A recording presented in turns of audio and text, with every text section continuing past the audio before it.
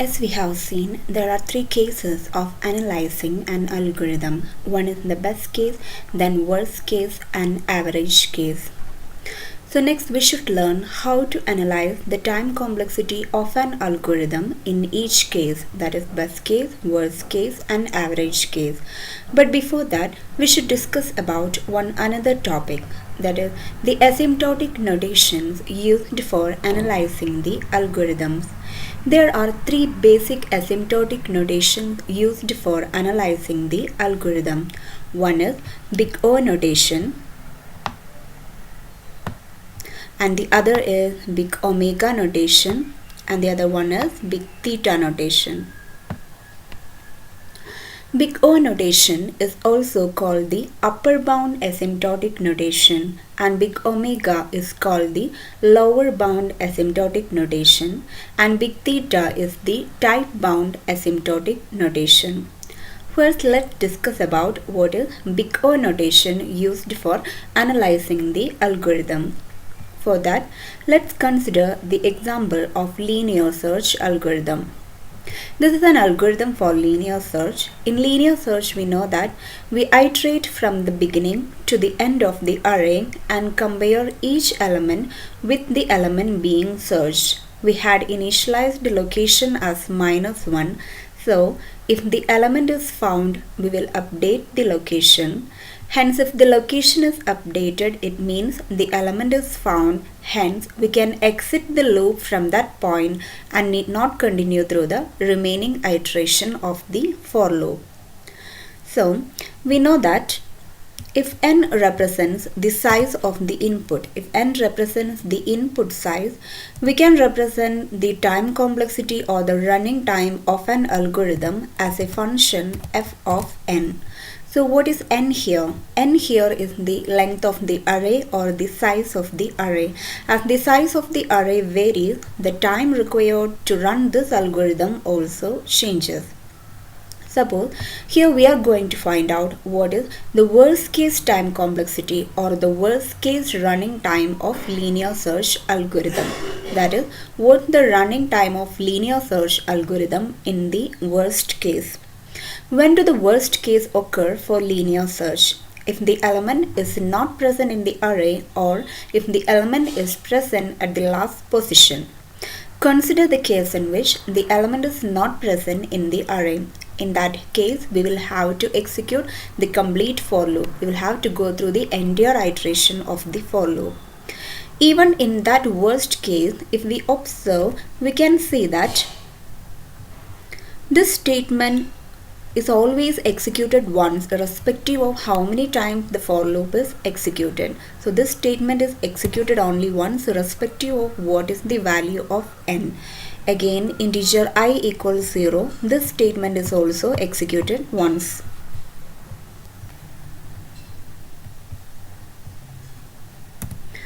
Now, return location. This statement is also executed once irrespective of how many times the for loop is executed. Now consider this statement. Here there are three operations, 1, 2 and 3 operations, and these three operations are executed n times, where n is the number of times the for loop is executed. And here I++, here there is one operation which is executed n times. And here there are two operations, 1, 2. Here there are two operations which are executed n times. Now consider location equals I. We are considering the case in which the element is not present in the array, hence this statement is not executed. So as a whole, what will be the running time of the algorithm in the worst case? What is the value of f of n? So f of n is equal to 1 plus 1 plus 1, that is 3, plus 3n plus n plus 2n, that is 6n.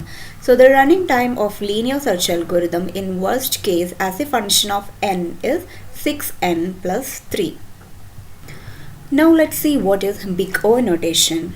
If we have a function f of n that represents the running time or the time complexity of an algorithm in any case, then if we can find one another function g of n such that f of n is less than or equal to c into g of n for all values of n greater than or equal to n naught, where n naught is a particular input size value which is greater than or equal to 1 and c is a constant which is greater than 0, then we can say that f of n belongs to big O of g of n. Here we have a function f of n equals 6n plus 3. The graph of the corresponding function can be represented as this. Then if we can find one another function g of n such that the curve of the function c into g of n goes like this. So here for all values of n which is greater than or equal to n naught, a particular value, the function f of n is always less than the function c into g of n. That is, for all values of n greater than or equal to one particular value, if the size of the input crosses a particular limit, if it increases beyond a particular limit, then the function f of n will increase at a slower rate than the function c into g of n. In other words, the function f of n can never be worse than the function c into g of n. Or in simple words, we can say the function g of n is acting as an upper bound for the function f of n, where n is greater than or equal to n naught. And the condition is n naught should be a value which is greater than or equal to 1 and c should be a constant which is greater than 0. In that case, we can say that f of n is equal to big O of g of n. So let's consider an example. We have got f of n as 6n plus 3. Now we are going to check whether a function g of n is equal to n can act as an upper bound for the function 6n plus 3.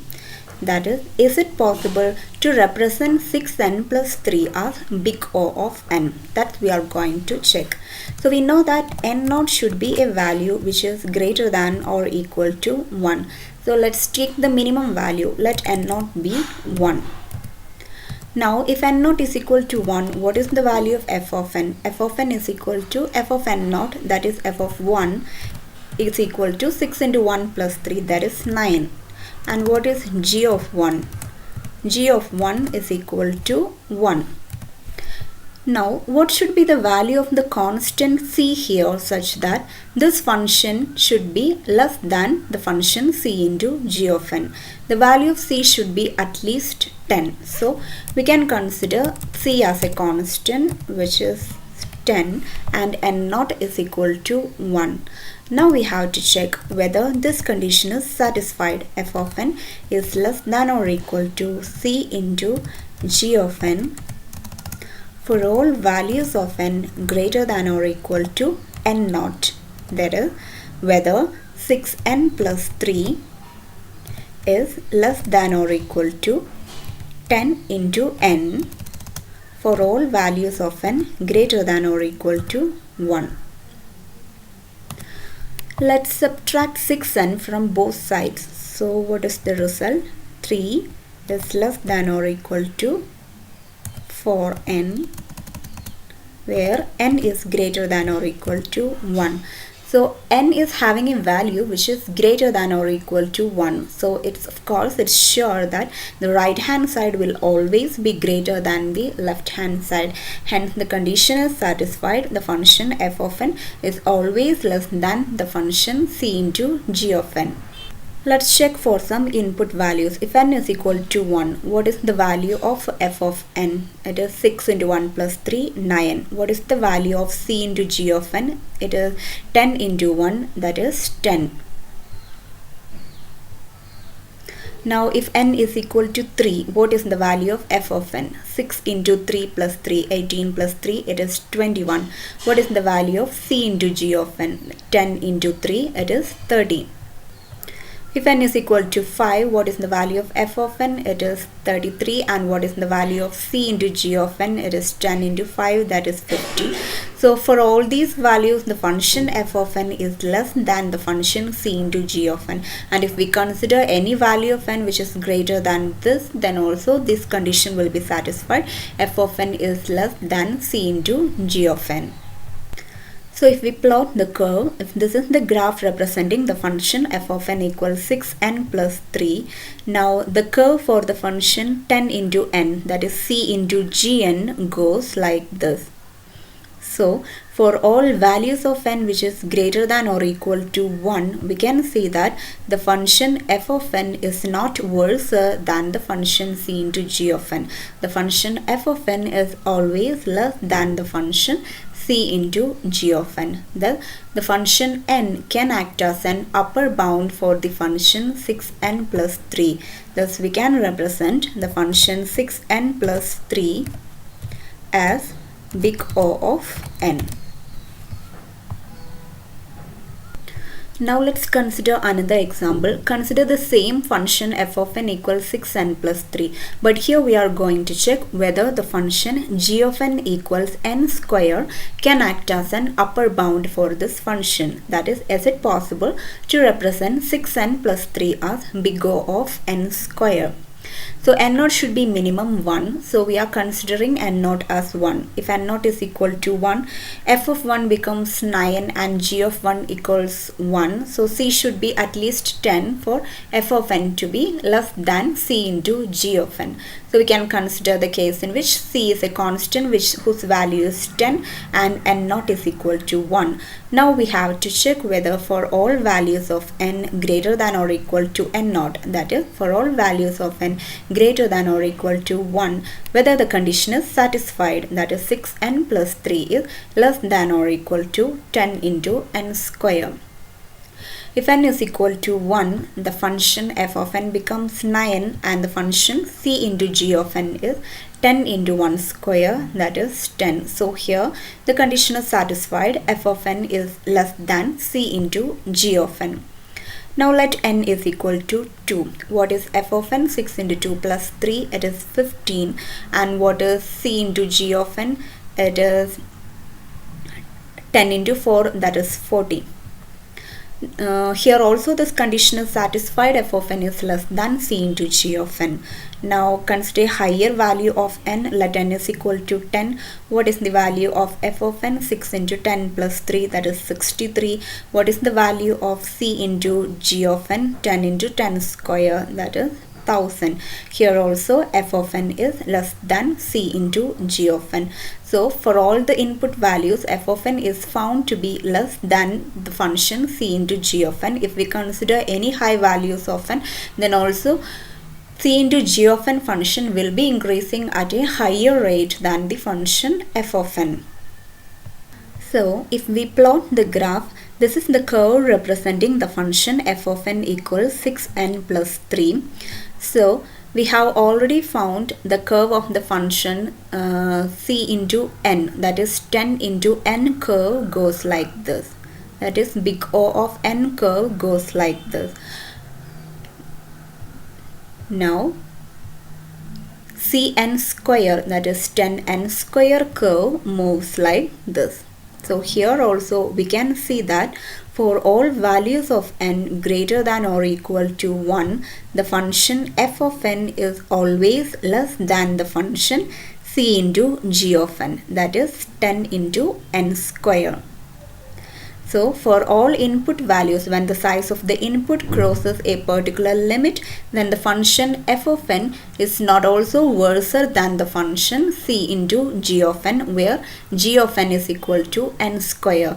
Thus the n square curve can also act as an upper bound for the function 6n plus 3. So we have found that for this function 6n plus 3, if big O of n exists, then big O of n square exists. Also, any other higher function can act as an upper bound for this function. That is, n cube function can act as an upper bound, n to the power 4 function can act as an upper bound, n to the power 5 function can act as an upper bound, and so on. Similarly, after n log n function can also act as an upper bound. but the closest or the tightest upper bound found for the function 6n plus 3 is n function, that is c into n. This is the function which acts as the closest or the tightest upper bound for this function. But if big O of n exists, then it means that big O of n square exists, big O of n cube exists, and so on.